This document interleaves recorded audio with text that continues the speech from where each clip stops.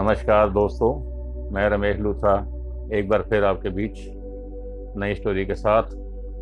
और आपका धन्यवाद करते हुए जैसे जैसे लाइक कर रहे हैं, कमेंट्स कर रहे हैं और शेयर भी कर रहे हैं और सब्सक्राइब भी कर रहे हैं, शुक्रिया। आपको धन्यवाद कहना चाहता हूं। आज की जो मेरी स्टोरी है उसका शीर्षक है माँ का जन्मदिन। माँ की वैल्यू तो हम सब लोग जानते हैं कि माँ हमारी ज़िंदगी में क्या मायने रखती है, पर कुछ ऐसे लोग हैं जिनको माँ बाप से कुछ लेना देना ही नहीं होता। तो ये स्टोरी शायद उनके लिए सूटेबल होगी, जहाँ तक मेरी कोशिश है कि पता लगे माँ क्या होती है ज़िंदगी के अंदर। एक सज्जन सुनील कुमार जी एक मल्टीनेशनल कंपनी में अच्छी जॉब करते थे, मैनेजर की सीट पर थे। उनसे बात करने के लिए भी शायद किसी को, माँ को भी अपॉइंटमेंट लेनी पड़ती कि भाई बात करनी है सुनील जी से। तो उनके जो सेक्रेटरी थे वो सुनील जी से देखने टाइम बाद फिर माँ से बात करवा देते थे। इस लेवल के अफसर थे।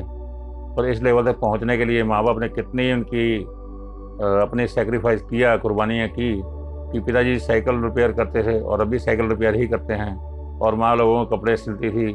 पिताजी और माता जी दुकान बिल्कुल साथ साथ थी, एक जगह बैठ के घर के नीचे दुकान बनाई हुई थी। पिताजी साइकिलें ठीक करते और माँ लोगों को कपड़े सिलती। तो कर करा के उन्होंने सुनील बाबू को इतना लायक बना दिया कि सुनील बाबू आज MNC में मैनेजर की पोस्ट पर बैठे थे। अच्छी सैलरी थी, पर्सनैलिटी अच्छी थी। पर ये नहीं कि माँ को प्यार नहीं करते थे, पर ये था थोड़ा कि टाइम ना होने की वजह से बहुत परेशान थे। ऐसे करते करते एक दिन उनको याद आया कि आज माँ का बर्थडे है, और हर साल ही वो माँ को एक फ्लावर पोस्ट करते थे, कोरियर करते थे, क्योंकि घर वहाँ से 200-250 किलोमीटर उनका दूर था, हर बार जाना मुश्किल होता था उनका। तो कम से कम एक गुलाब का फूल जो है कोरियर करके माँ को हैप्पी बर्थडे फ़ोन भी कर देते थे और विश भी करते ही थे। एक बार ये ऐसा हुआ, जिस दिन माँ का जन्मदिन था, वो नीचे फ्लावर वाले के पास गए। तो फ्लावर वाले को जाके एक गुलाब का फूल देना, तो फ्लावर वाला समझता था, वो पहचानता था उनको। कहता है बाबू जी आज माँ का जन्मदिन है क्या? कहते हाँ भैया, आपको कैसे? कहता जी आप 4-5 साल से मुझे फ्लावर ले जा रहे हो और कोरियर करवाते हो आगे जाके, तो मैं समझ रहा हूँ आपकी माँ का जन्मदिन है, आप भूलते तो आप नहीं हो। तो कहते ठीक है। वो फूल लेके आगे चला गया कि चलो कोरियर भी जाते हैं, कोरियर करा देते हैं। वो थोड़ा सा आगे गए तो एक 9-10 साल की बच्ची बैठी बैठी बेंच पे रो रही थी। तो सुनील कुमार जी ने उसको पूछा, बेटा तू रो क्यों रही है? कहती अंकल आज मेरी माँ का बर्थडे है, पर मेरे जितने पैसे भी नहीं है कि मैं अपनी माँ के लिए फ्लावर ले सकूँ। अरे कहते थे बेटा ये क्या बात है, तो मेरी माँ का बर्थडे भी है, चलो कोई बात नहीं, चलो मेरे साथ में फ्लावर लेके देता हूँ, माँ के लिए फ्लावर लेते हैं। बहुत सुंदर था फ्लावर उसने माँ के लिए लिया। तो बच्ची कहती है अंकल मेरे पास पैसे भी नहीं है, मैं माँ के पास कैसे जाऊँगी, ऑटो में जाने के लिए पैसे भी चाहिए, तो आप इसमें मेरी मदद कर दो, मैं माँ को एक फ्लावर तो दे आऊँ। कहते बेटा चल मैं भी तेरी माँ को मिल जाता हूँ, मैं भी तेरे साथ ऑटो में चलता हूँ। ऑफिस से वो निकले थे, ऑटो में उस लड़की के साथ बैठे। लड़की रास्ते में कहती है अंकल मेरी माँ आपसे तो नहीं मिल पाएगी। कहते बेटा ऐसी क्या बात है, मैं मिल लूँगा माँ से। बातें करते करते वो पहुँच गए जहाँ जाके ऑटो रुकवाया उस लड़की ने। तो पहले तो सुनील बाबू का मत्था ठनका कि जो ऑटो रुकवाया था वो रुकवाया था कब्रिस्तान के बाहर। सुनील कुमार कहते भाई यहाँ क्या करेगी? जब लड़की उनके हाथ पकड़ के अंदर गई तो अंदर जाके देखा उसने एक कब्र के ऊपर एक फूल रखा, क्योंकि मेरी माँ यहीं सो रखी है, इसलिए मैंने आपको कहा था मेरी माँ आपको नहीं मिल पाएगी। बस मेरी माँ को भी 2 साल हो गए हैं, पिछले 2 साल से मैं यहीं पर आकर माँ को हैप्पी बर्थडे बोलती हूँ, और मेरी माँ मुझे कोई जवाब नहीं देती है। सुनकर सुनील बाबू के आंखों से पानी झम बहने लगा। अपने भी करतूत उनको याद आई कि मैं माँ को एक फूल भेज देता हूँ, अभी तो मेरी माँ जिंदा है, मैं माँ के साथ ये हसर कर रहा हूँ। उसने बेटी को साथ लिया और लेके ऑटो में बिठाया, उसके घर तक उसको छोड़ा। उसके बाद अपने ऑफिस गए। ऑफिस जाके इमरजेंसी दी कि 7 डेज़ के लिए मुझे कोई अर्जेंट काम है, तो मैं एक हफ्ते के लिए ऑफिस नहीं आऊँगा। अपनी गाड़ी उठाई, कोई 3-4 घंटे का रास्ता था उनके घर जाने का।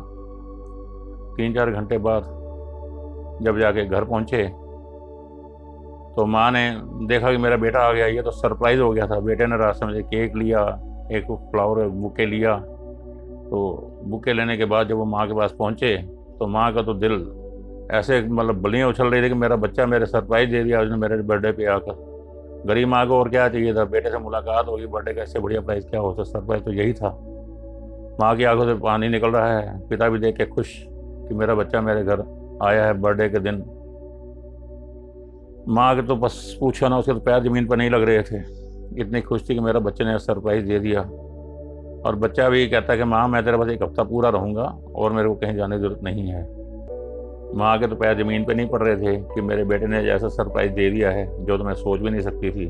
मैं तो सिर्फ एक फूल की इंतज़ार कर रही थी, पर ये मेरा अपना फूल ही आ गया माँ को खुश करने के लिए। तो उस बंदे ने ये कहा कि माँ मैं अब हर हफ्ते शनिवार या इतवार को तुम्हारे पास आया करूँगा, क्योंकि मेरे को आपकी वैल्यू पता लग गई है। मैं चाहता हूँ कि जीते जी ही मैं आपकी सेवा कर लूँ। मैं ये नहीं चाहता, मैं देख के आया हूँ मेरा दिल हिल गया माँ, मैं वो चीज़ें बर्दाश्त नहीं कर सकता। मैं जीते जी ही आपकी सेवा करना चाहता हूँ, आपको भी पता लगे कि आपका बेटा है। आप इंतज़ार ही करते रहते, मैं अब आपको इंतज़ार नहीं कराया करूँगा। हफ्ते में एक बार आपके पास शनि या इतवार को ज़रूर और ज़रूर ही आया करूँगा माँ। तो जो आज तक गलतियाँ होगी उसके लिए मैं माफ़ी मांगता हूँ।